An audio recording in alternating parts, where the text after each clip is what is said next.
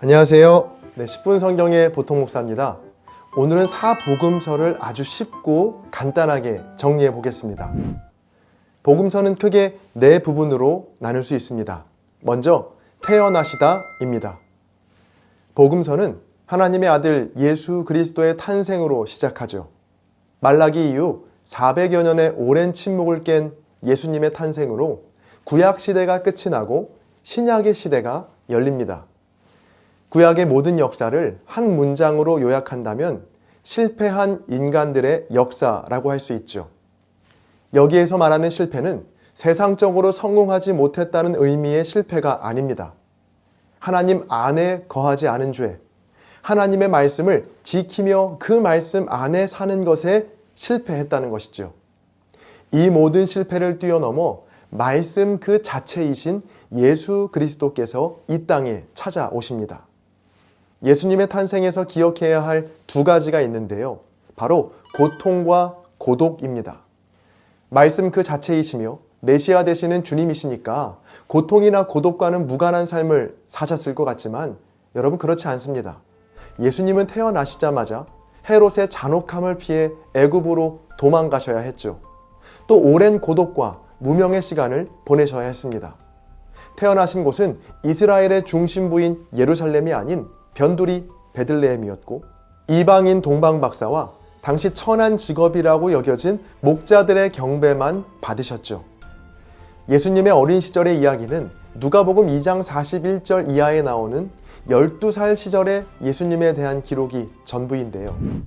예수님께서 30세에 공생애를 시작하셨으니까 공생애를 시작하시기까지 30년이라는 오랜 고독과 무명의 시간을 보내셨다는 겁니다. 다음으로 사역하시다입니다. 고통과 고독의 시간을 견디신 예수님은 30세에 본격적인 공생의 사역을 시작하시죠. 4개의 복음서에 나오는 예수님의 사역에 나타나는 공통점 한 가지가 있는데요. 그건 바로 기적에서 말씀으로입니다. 예수님의 초기 사역에는 놀라운 기적들이 많이 일어났는데요.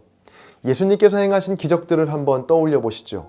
나병 환자를 치유하시고 백부장 하인을 고치시고 바다를 잔잔하게 하시고 귀신 들린 사람을 고치시고 중풍병자와 안식일에 손 마른 사람을 고치시고 혈루병 여인을 고치시고 시각장애인의 눈을 뜨게 하시고 죽은 과부의 아들을 살리시고 말 못하는 사람을 고치시고 오병이어와 칠병이어의 기적을 일으키시고 물 위를 걸으시며 영광스러운 모습으로 변형되시고 죽은 나사로를 살리신 것 등 기적의 대상도 방법도 정말 다양한데요. 4개의 복음서에 나타나는 기적들의 공통점은 예수님께서 십자가 고난을 받으시기 위해 예루살렘에 들어가시기 전까지 일어났다는 겁니다. 자, 그러니까 놀랍고 신기한 기적은 본격적인 십자가 고난을 받으시기 위해 예루살렘으로 들어가신 예수님의 공생의 후반부에는 전혀 나타나지 않았다는 것이죠. 이를 통해 깨닫게 되는 것이 있습니다. 기적이 다가 아니다라는 것입니다. 우리 생각에는 기적을 보면 나의 문제도 믿음도 고민도 다 해결될 것 같지만 실은 그렇지 않죠. 복음서에 나오는 수많은 무리들은 예수님의 놀라운 기적을 두 눈으로 보았거든요. 심지어 죽은 나사로를 살리시는 기적도 경험했던 무리들입니다. 이쯤 되면 예수님을 하나님의 아들로 믿을 법도 한데 그렇지 않습니다. 예수님께서도 복음서의 초반부에 기적을 많이 보여주시다가 복음서의 중반부를 지나 후반부로 갈수록 기적을 보여주시기보다는 말씀을 들려주시거든요. 혹시 내 삶에는 언제쯤 기적이 나타날까 기다리셨나요? 기적을 찾아 헤매던 마음을 정돈하고 대신 말씀에 집중해 보세요. 우리의 존재를 뒤바꿀 놀라운 기적이 바로 말씀을 통해 일어날 줄 믿습니다. 세 번째로 사라지시다입니다. 수많은 기적을 보여주시고 또 말씀을 들려주신 예수님은 예루살렘에 입성하시는데요. 온 무리들은 예루살렘에 입성하시는 예수님을 향해 찬송과 환호를 보냅니다. 누가 봐도 왕의 입성 행렬이요 메시아의 개선 행렬이었죠. 아마 곁에 있던 제자들은 예루살렘 입성으로 예수님의 힘과 능력과 명성이 더 커질 것이라 생각했을 겁니다.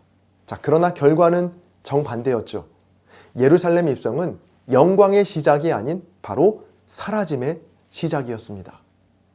예루살렘 입성 후에 예수님께서는 그 어떤 기적도 능력도 나타내지 않으시거든요.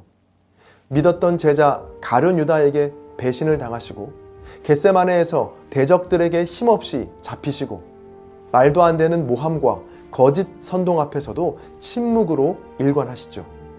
그렇게 예수님은 한 마리의 양처럼 어떤 변명도 저항도 없이 십자가에 달리시고 또 어떤 극적인 기적도 없이 십자가 위에서 숨을 거두십니다.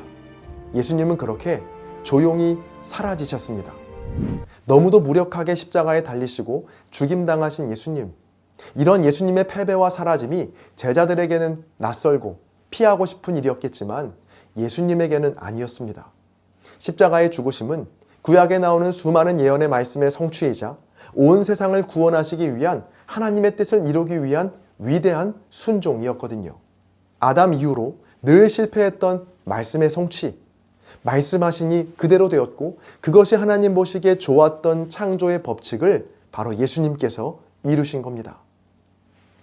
마지막 네 번째는 살아나시다입니다. 십자가의 죽으심으로 사라지셨던 주님은 말씀하신 대로 다시 살아나셨습니다.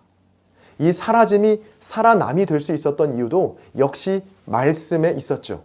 공생의 기간 동안 3일 만에 다시 부활할 것을 말씀하셨던 주님은 그 말씀대로 다시 살아나셨습니다. 하지만 여인들을 비롯한 제자들은 그 말씀을 붙들지 못했죠. 예수님께서 사라지시자 그 말씀도 잊어버리게 된 겁니다. 예수님의 말씀대로라면 여인들과 제자들은 무덤이 아닌 갈릴리로 향했어야 했습니다. 마태복음 26장에도 또 마가복음 14장에도 내가 살아난 후에 너희보다 먼저 갈릴리로 가리라 라고 분명히 말씀하셨거든요. 그러나 여인들과 제자들은 말씀이 가리키는 갈릴리가 아닌 무덤가를 향했고 그곳에선 주님을 만날 수 없었습니다. 비어있는 무덤만을 보았죠. 예수님을 믿어도, 아니 예수님을 믿기 때문에 당하는 이해할 수 없는 고난과 어려움들이 분명히 있습니다. 언젠가는 좋아지겠지라는 기대와는 달리 마치 십자가에서 힘없이 죽으신 예수님처럼 오랜 시간이 흘러도 아무것도 달라지지 않는 현실에 좌절할 때가 있죠. 그러나 예수님의 생애를 통해 또 복음서를 통해 깨닫게 되는 분명한 사실은 나는 사라지더라도 말씀은 절대로 사라지지 않는다입니다. 말씀을 붙드는 인생은 때로 사라지는 것처럼 보여도 결국에는 말씀대로 다시 살아난다는 것이죠. 이것이 부활의 주님을 믿는 자녀된 저와 여러분의 권세이자 특권입니다. 복음 전파와 말씀의 성취, 그리고 믿음의 성장을 위해 남들은 가지 않는 손해와 고난, 사라짐의 자리까지 가보십시오. 사라짐이 살아남이 되는 놀라운 기적이 말씀대로 우리 모두에게 일어날 줄로 믿습니다. 지금까지 방대하고 다양한 사복음서를 태어나시다, 사역하시다, 사라지시다, 그리고 살아나시다, 이렇게 네 부분으로 살펴봤는데요. 복음서의 세부적인 내용을 더 알고 싶으시다면 규장 출판사에서 나온 보통 목사의 10분 성경 마태복음을 추천합니다. 복음서의 전체적인 흐름과 더불어 전체 맥락 속에서 성경을 보는 눈을 열어주는 책입니다. 지금 바로 가까운 서점이나 인터넷에서 보통 목사의 10분 성경 마태복음을 검색하세요. 성경에 관심이 있거나 아니면 성경 읽기를 어려워하는 분들에게 선물로도 아주 좋습니다. 지금 바로 구입하세요. 오늘의 영상이 여러분의 신앙생활에 도움이 되셨다면 구독과 좋아요, 그리고 댓글과 공유, 또 책 구매로 10분 성경을 응원해주세요. 하나님의 말씀이 두루 통하는 그날까지 10분 성경은 계속됩니다. 감사합니다.